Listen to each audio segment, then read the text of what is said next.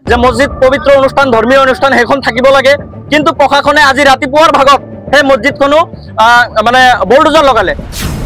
কিন্তু আমি দেখা পালো আধা ভাঙি থৈ তেওঁলোক গুচি গ'ল। ইয়াতে মাত্ৰ দুটা খুঁটাৰ ওপৰত এতিয়া ওলমি আছে। মসজিদটো সম্পূৰ্ণ যদি ভাঙিছে সম্পূৰ্ণকে ভাঙক, আৰু তাৰ লগতে এই শ্মশান, তাতে অলপ চাহ বাগান আছে, চাহ বাগানৰ মাটিও পৰিছে, সেই মাটিখিনিতো উচ্ছেদ চলক। আমাৰ দাবী, আমাৰ আপত্তি এইটোৱেই।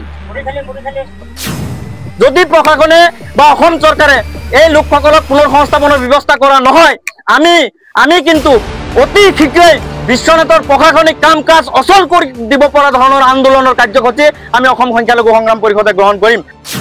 মছজিদখনক লৈ যিহেতু আপত্তি আছিলে, আমি দল সংগঠন স্থানীয় ৰাইজে আপত্তি জনাইছিলো যে মসজিদ পবিত্ৰ অনুষ্ঠান ধৰ্মীয় অনুষ্ঠান সেইখন থাকিব লাগে, কিন্তু প্ৰশাসনে আজি ৰাতিপুৱাৰ ভাগত সেই মসজিদখনো মানে বুলডোজাৰ লগালে। কিন্তু আমি দেখা পালো আধা ভাঙি থৈ তেওঁলোক গুচি গ'ল। ইয়াতে মাত্ৰ দুটা খুঁটাৰ ওপৰত এতিয়া ওলমি আছে, যে গোটেইটো ভাঙিব লাগিছিল। যদি ভাঙিছে, বুলডোজাৰ চলাইছে, গোটেইটো ভাঙি শেষ কৰিব লাগিছিল, কিন্তু দুটা খুঁটাৰ ওপৰত বিপদজনকভাৱে থৈ তেওঁলোক গুচি গ'ল। প্ৰশাসনক অনুৰোধ জনাইছো, মসজিদটো সম্পূৰ্ণ যদি ভাঙিছে সম্পূৰ্ণকে ভাঙক, আৰু তাৰ লগতে এই শ্মশান, তাতে অলপ চাহ বাগান আছে, চাহ বাগানৰ মাটিও পৰিছে, সেই মাটিখিনিতো উচ্ছেদ চলক। আমাৰ দাবী, আমাৰ আপত্তি এইটোৱেই। যোৱাকালিৰ পৰা দুদিনকৈ উচ্ছেদ চলিলে বিশ্বনাথৰ এই জাপৰিগুৰি অঞ্চলত। আজিৰ পৰা 15 দিন আগতে নোটিছ দিয়া হৈছিলে। আমাৰ যিসকল মানুহ আছিলে নিজে নিজে কিছু ঘৰ বাৰী ভাঙিছিলে।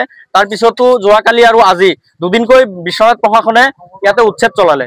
শান্তিপূৰ্ণভাৱে উচ্ছেদ হ'ল, কিন্তু এটা কথা আমি লক্ষ্য কৰিছো যে ইয়াতে উচ্ছেদ হ'ল, কিন্তু মছজিদ ভাঙি দিয়া হ'ল। ইয়াত আজিৰ দিনটোত মছজিদ ভাঙি দিয়া হ'ল। ৰাইজে আপত্তি জনাইছিল, আমি দল সংগঠনসমূহেও আপত্তি জনাইছিলো, আমি সংখ্যালঘু সংগ্ৰাম পৰিষদেও আপত্তি জনাইছিলো যে মছজিদখন ৰাখিব লাগে, মছজিদখন ভাঙিব নালাগে, কিন্তু প্ৰশাসনে মছজিদখন ভাঙি দিলে। কিন্তু আমি দেখা পাইছো ইয়াতে এখন শ্মশানো আছে। এই শ্মশানো প্ৰশাসনৰ দায়িত্ব আৰু কৰ্তব্য, যিহেতু এই গোটেই এৰিয়াটোৱেই বেদখলী ভূমি বুলি চিহ্নিত হৈছে। গতিকে বেদখলী ভূমি চিহ্নিত হোৱাৰ পিছত মছজিদ ভাঙিব, আন এটা ধৰ্মীয় অনুষ্ঠান থাকিব বা প্ৰতিষ্ঠান থাকিব, সেইটো হ'ব নোৱাৰে। আমি প্ৰশাসনক আহ্বান জনাইছো যে সেই যিখিনি বাকী আছে সেই বাকী থকাখিনিও ভাঙিব লাগিব। আৰু তাৰ লগতে আমি সংখ্যালঘু সংগ্ৰাম পৰিষদে আপোনালোকৰ জৰিয়তে স্পষ্ট কৰি দিব বিচাৰিছো এটা কথা, এই মানুহখিনিক আমি বাৰে বাৰে কৈ আছো, এই মানুহখিনি নদী ভংগ মানুহ, তেওঁলোক গৰাখহনীয়াত ক্ষতিগ্ৰস্ত হৈ ইয়াতে অলপকে এতিয়া মেডিয়াত বিভিন্নজনে কৈ আছে যে শ বিঘা এজনেই দখল কৰি আছে। ইয়াতে শ বিঘা কোনোবাই দখল কৰা দেখিছে নেকি? কোনেও শ বিঘা দখল কৰা নাই। 1 কঠা 1.5 কঠা মাটি লৈ কোনোমতে তেওঁলোকে ইয়াতে এটা পৰিয়াল 3-4টাকৈ পৰিয়াল 1 কঠা 1.5 কঠা মাটিত ইয়াত বসবাস কৰি আছিলে।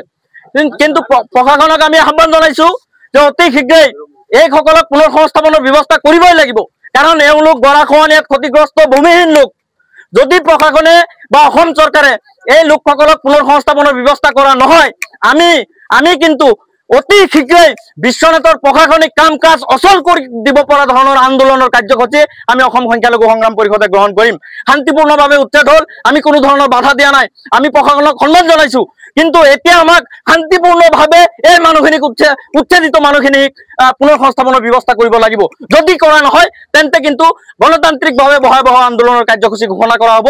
এই কথাটো এই উচ্ছেদস্থলীৰ পৰা আজি প্ৰশাসনক আৰু অসম চৰকাৰক আপোনালোকৰ জৰিয়তে জনাই দিব খুজিছো।